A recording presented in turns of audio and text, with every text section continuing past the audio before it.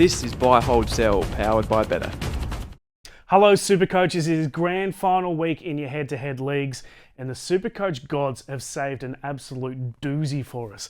There are injuries everywhere, suspensions everywhere, 21 players rested just from the Panthers and the Storm.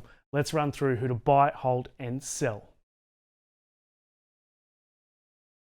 Blake Brayley is very popular. He is the best replacement for Harry Grant, who of course is out through suspension. Brayley has the Knights this week, which is a really good matchup.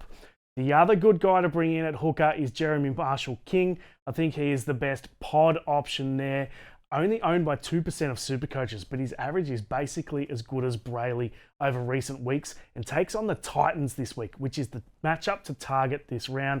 So look out for guys like Hamiso Tabuai-Fidow, Isaiah Katoa, Jermaine Asako even as well. Nico Hines, he is the obvious replacement for Sam Walker or Nathan Cleary. Scored 140 odd in his last game.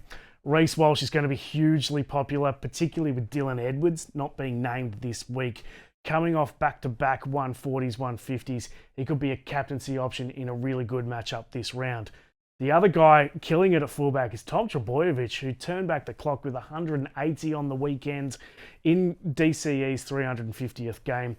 Could be one to watch given that the Sea Eagles need to win their last two games to make the finals. Tino for Asmawali, very cheap this week at 500k. So if you're looking to sell someone like Kikau or Katoa, he is the really obvious option. The other guy I like in that position is Hudson Young, who we know has been killing it for Supercoach for most of the year. He also has a really good run home against the Tigers and the Dolphins for the final two games. Now for the holds. Connor Watson was originally on my sell list because he's been in pretty poor form, but with all the injuries, restings, etc., he probably is a hold. Now for the sells. Nathan Cleary rested this week, so a definite guy who could go, although it looks like he'll play that final round. Eli Katoa finally gets a rest. He's played every game this year, but gets a rest this week for the Storm. Harry Grant, as I mentioned, suspension, so he's out for the rest of the regular season, as is Adam Doueihi, who's got multiple facial fractures, so he's been sent for surgery. Sam Walker, it's hopefully just 1 week with concussion for him, but still, so many injuries and suspensions to deal with.